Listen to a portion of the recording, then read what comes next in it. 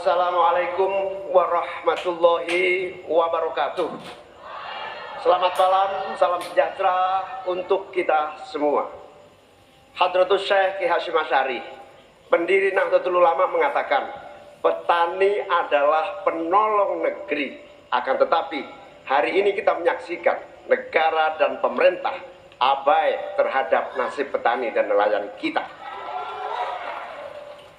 Hari ini kita menyaksikan bukti bahwa hasil sensus pertanian BPS menunjukkan bahwa 10 tahun terakhir ini telah terjadi jumlah petani rumah tangga petani gurem berjumlah hampir 3 juta. Ini artinya 16 juta rumah tangga petani hanya memiliki tanah setengah hektar. Sementara ada seseorang yang memiliki tanah 500.000 hektar sebagai kekuasaan yang diberikan negara kepadanya. Di sisi yang lain, kita sangat prihatin. Upaya pengadaan pangan nasional dilakukan melalui food estate. Food estate terbukti mengabaikan petani kita, meninggalkan masyarakat adat kita, menghasilkan konflik agraria, dan bahkan merusak lingkungan kita. Ini harus dihentikan.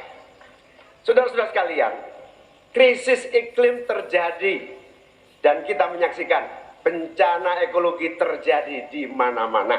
Negara harus serius mengatasinya, tidak hanya mengandalkan proyek giant sea wall yang tidak mengatasi masalahnya. Kita harus sadar bahwa krisis iklim, krisis iklim harus dimulai dengan etika. Sekali lagi, etika. Etika lingkungan.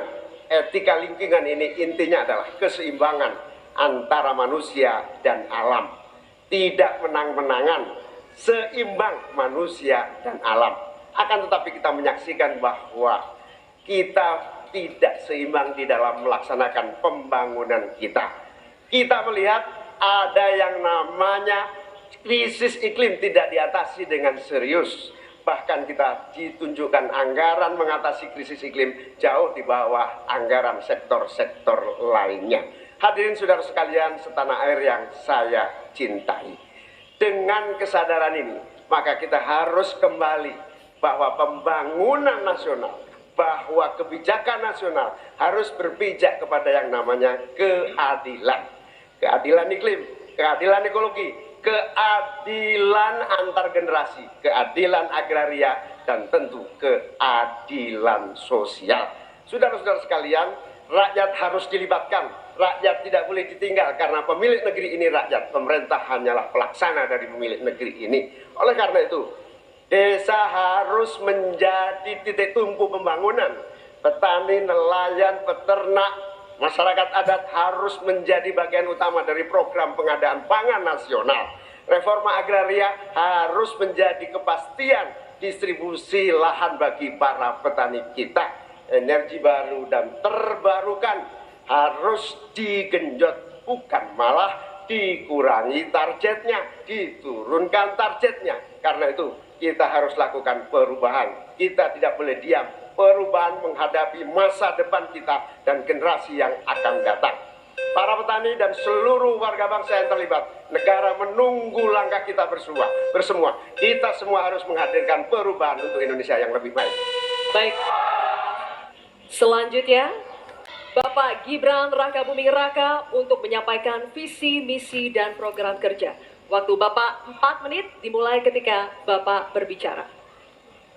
Assalamualaikum warahmatullahi wabarakatuh.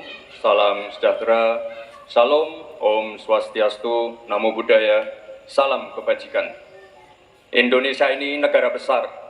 Kita harus bersyukur Indonesia memiliki sumber daya alam yang sangat kaya. Di antaranya kita punya cadangan nikel terbesar di dunia, timah terbesar nomor 2. Oleh karena itu, program hilirisasi harus dilanjutkan dan diperluas cakupannya. Tidak hanya hilirisasi tambang saja, tapi juga hilirisasi pertanian, sektor maritim, dan juga hilirisasi digital. Intinya, kita tidak boleh lagi mengirim barang mentah.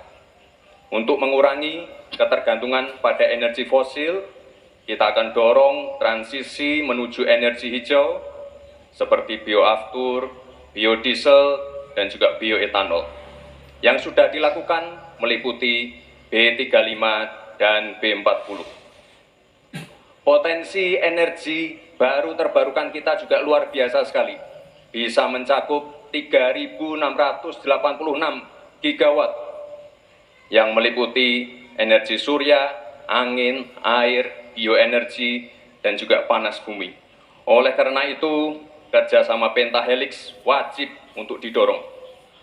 Bapak Ibu yang saya hormati, teman-teman sesama anak muda, jika agenda hilirisasi, pemerataan pembangunan, transisi menuju energi hijau, ekonomi kreatif, UMKM bisa kita kawal, insya Allah akan terbuka 19 juta lapangan pekerjaan untuk generasi muda dan kaum perempuan. 5 juta diantaranya adalah green jobs. Green jobs ini adalah peluang kerja di bidang kelestarian lingkungan. Green jobs ini adalah tren peluang kerja masa kini dan masa depan. Untuk mendorong kesejahteraan petani, akan kita dorong terus ketersediaan pupuk dan bibit yang mudah dan murah. Untuk menjaga stabilitas harga pangan, akan kita optimalkan peran dari TPID, ID Food, Bulog, dan Badan Pangan. Untuk meningkatkan produktivitas para petani, akan kita dorong terus mekanisasi. Generasi muda akan kita dorong melalui smart farming. Agenda reforma agraria akan kita lanjutkan juga terkait kepemilikan tanah dan juga pemanfaatan tanah yang lebih berkeadilan. Program PTSL, redistribusi tanah, dan One Map Policy akan dilanjutkan. Anggaran dana desa sudah terbukti menurunkan angka desa tertinggal dan meningkatkan angka desa berkembang dan mandiri. Oleh karena itu, anggaran dana desa akan ditingkatkan sesuai dengan kekuatan fiskal di dalam negeri. RUU Masyarakat Hukum Adat akan didorong agar lebih berkeadilan karena sesuai dengan prinsip Sustainable Development Goals, yaitu Leave No One Behind. Narasi besarnya di sini adalah keberlanjutan dan penyempurnaan. Terima kasih. Wassalamualaikum warahmatullahi wabarakatuh. Baik. Masih ada waktu, Bapak? Masih ada waktu. Mau dimanfaatkan atau tidak? Baik. Oke. Selanjutnya kami akan persilakan calon wakil presiden nomor urut 3, Bapak Mahfud MD, untuk menyampaikan visi, misi, dan program kerjanya. Waktu Bapak sama, 4 menit dimulai saat Bapak berbicara. Silakan Pak Mahfud. Bismillahirrahmanirrahim. Atas berkat rahmat Allah yang Maha Kuasa.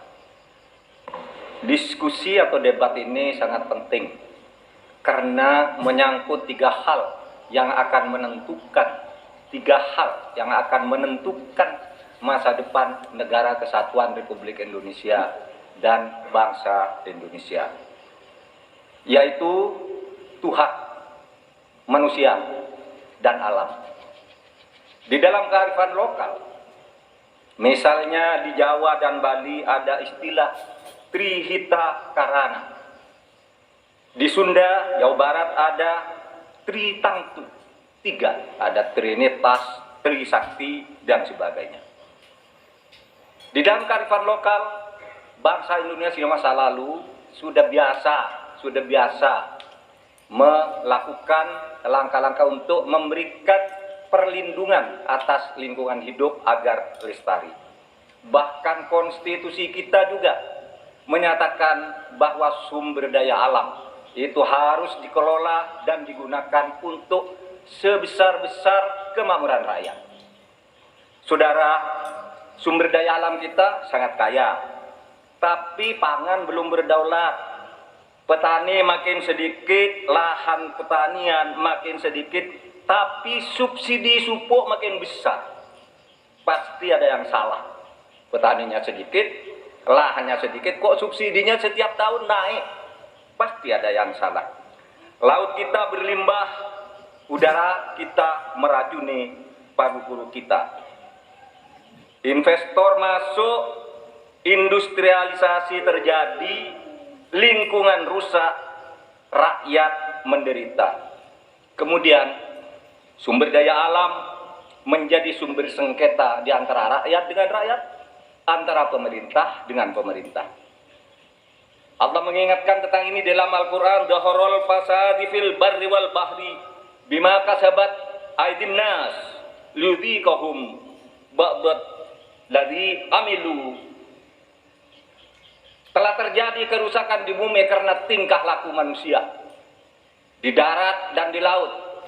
Ini ditunjukkan oleh Allah agar manusia sadar bahwa mereka telah merusak alam di negaranya yang dikuasai seharusnya oleh bangsanya. Saudara, saya katakan ini tidak mudah, tapi hanya dua kuncinya, komitmen dan keberanian. Pada 16 Juni 2011, sebagai Ketua MK, saya sudah mengatakan apa-apa yang diperlukan untuk ini. Saya membuat vonis tanggal 16 Juni bahwa sumber alam itu untuk memihak rakyat ukurannya ada 4. 1. Pemanfaatan, 2. Pemerataan, 3. Partisipasi masyarakat, dan kemudian juga penghormatan terhadap hak-hak yang diwariskan secara luhur kita. Kami akan gunakan 4 tolok ukur itu. Tetapi saya tidak melihat pemerintah melakukan langkah-langkah apa sih yang diperlukan ini untuk menjaga kelestarian lingkungan alam kita. Maka kami punya program petani bangga bertani di Laut Jaya, nelayan sejahtera. Jangan misalnya seperti food estate yang gagal dan merusak lingkungan. Yang benar aja, rugi dong kita. Terima kasih. Assalamualaikum warahmatullahi wabarakatuh. Baik, terima kasih, Pak Mahfud. Baik, terima kasih kepada ketiga calon wakil presiden kita. Dan hadirin sekalian, ini saatnya kita memberikan apresiasi kepada ketiga calon wakil presiden kita. Silakan berikan apresiasi kepada Bapak Muhaimin Iskandar, Bapak Gibran Rakabuming Raka, dan Bapak Mahfud MD.